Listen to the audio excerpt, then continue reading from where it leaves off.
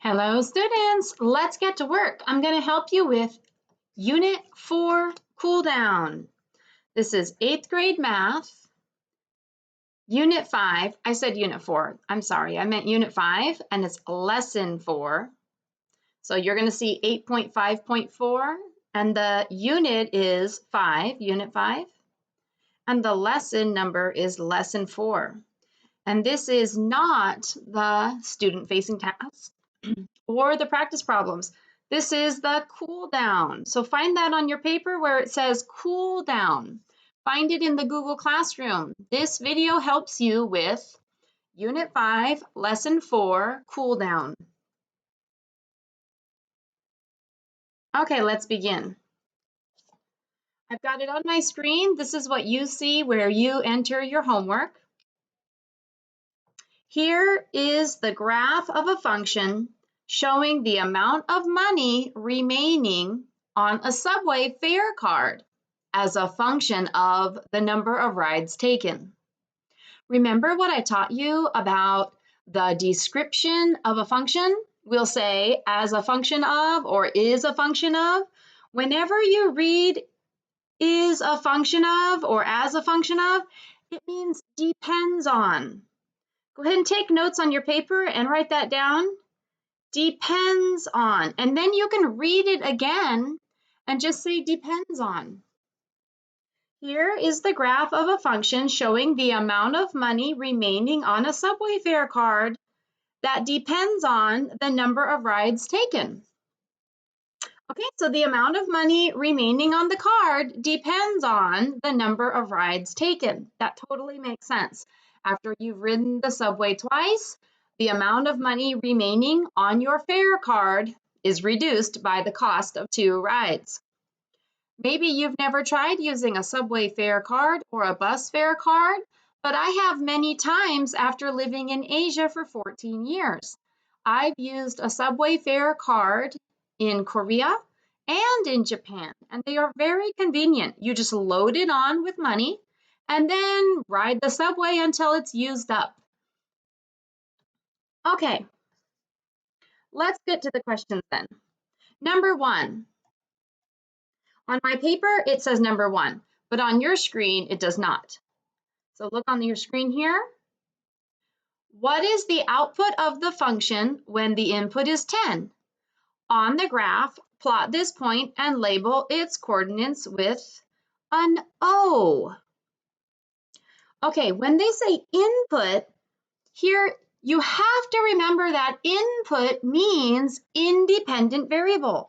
So I want you to write notes on your paper. I taught you this before in class, but you must review everything you've learned in order to be good at it.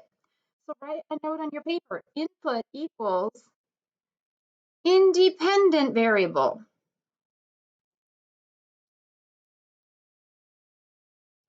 And in case you've forgotten, please write down that is the x-axis. So the variable that is plotted along the x-axis, that is the independent variable, and we call it the input. I also want to remind you of the output. The output is the dependent variable. Write that down, please. Dependent variable. Because it depends on whatever the input was. And that variable is graphed on the y-axis. You have to remember this. And it's very important that you're familiar with the words dependent variable and independent variable. When you get into your high school science classes and you make graphs, you're always going to put the dependent variable on the x-axis. And you're always going to put the independent variable on the y-axis. Okay, go ahead and look at this graph now before you answer the question. What are the labels on the axes? You have to read the labels on your graph every time. So the independent variable, the input, is the number of rides taken. The number of rides taken. And the dependent variable, the output on the y-axis, is the dollars on the card. I think they mean dollars remaining on the card. Whatever. Okay, so now I can answer the question. What is the output of the function when the input is 10? On the graph, plot this point and label its coordinates. Okay, you can do it on your paper, but I can't see your paper. So you're going to have to do this and then take a picture or write the coordinate points for your answer. Watch me do it on my paper though. Okay, find the input of 10 is here. That's when x equals 10. That's my input, and go up on the graph. Wait a second, I have a ruler right here. And then read the y-axis at that point. And I can see the value on the y-axis is 20.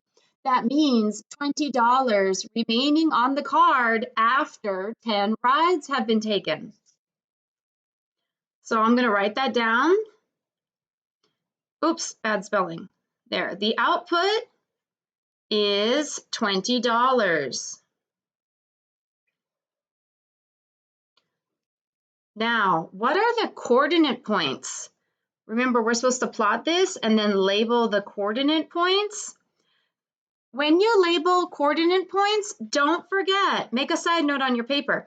You always put the x value before the y value in parentheses. So the input was 10 and the output is $20. So you can label that on your graph there. And they said to label it point O. All right, there's my O. I don't like using O. That looks like a 0. Confusing. Okay, look at my screen, please. The next question says, what is the input to the function when the output is 5? On the graph, plot this point and label its coordinates with an I. Okay, if the output is 5, that means $5 remaining. Here it is, I'll make it bigger. So if I have only $5 remaining, I can read that that occurs after about 16 rides. And I'll plot that point on the graph and label it I. Let me answer the question.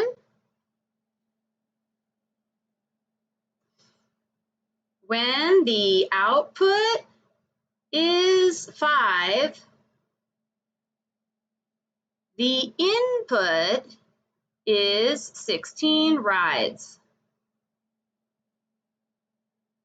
The coordinates are 16, 5. And you can see how I got that. 16 is the value on the x-axis. 5 is the value on the y-axis. I'll even label it here. 16, 5. Okay, now for you, I cannot see your paper. You take notes and you do it on your paper to help you build your skills. But I'm checking what you put into the computer. So I'd like your answer here. Now it says, draw your graph on paper, take a picture and upload it using the upload icon. If you do not have the ability to upload an image of your work, type graph is on paper. Don't you dare answer me that the graph is on your paper because I cannot see your paper. Don't you dare. I won't know that you did it or not if you just type in graph is on the paper and I will give you a 0. But what you can do is just type your answer. So here's what I wrote. This is my answer and you can use it too to show me that you followed along. When the input is 10 rides taken, the output is $20. This is coordinate point 10, 20 on the graph. And the second question, when the output is $5 remaining on the card, the input is 16 rides taken. This is coordinate point 16, 5 on the graph. You can type in your answer like that. If you want to upload a picture, I love that. So click on these 3 dots right here. Go to the picture icon. And then you have to click on this button right here to select your file. So if you want to upload your picture, hold it up to your computer, take a picture, It will save the picture in your picture files on your computer. Then go here and click this upload button to select that file. You'll have to find pictures and then find the file and then save it after you selected it. Okay, let's keep going. We're going to submit and go to the next question. Uh-oh, there we go. Uh-oh, I've got this stupid little box here. How do I get rid of that? I think I can't get rid of this box because I needed to get rid of it on the last problem. I have trouble now. I can't get rid of that box. Whatever. It says, here is the graph of a function showing the amount of money remaining on a subway fare card as a function of the number of rides taken. It's the same graph as before. Just ignore this box that's stuck in the middle of my screen. Wait a minute. Is there any way to get rid of it? No, there's not. The question asks, what is the output of the function? Next problem. I'm sorry, I was reading it from the same thing. Shoot, I missed my chance to get rid of that little box.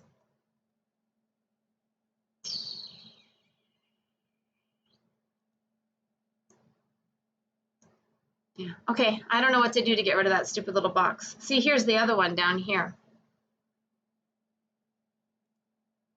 If you have that problem, click on the 3 dots again to get rid of it, but I didn't do it before I went to the next problem, so it's stuck there. Okay, so what? What does point P tell you about the situation? It wants you to type in your answer about point P. So look back at your graph, look at point P. They give you the coordinate points, and you see it on the paper. Point P, the x value, the value on the x-axis is 7. That means after 7 rides have been taken, I'm going to draw a line. After 7 rides have been taken, the amount of money on the card, now read over to the y-axis, the amount of money is $27.50. In order for us to see what point P represents, we have to read the graph. Read the x value, read the y value, and then type up your answer. Point P represents 7 rides taken and $27.50 remaining on the card. Ta-da! And submit your answer. Finish the assignment. Good job. You did it. Now go on to the next cool down for lesson 5. Go to cool down for lesson 5.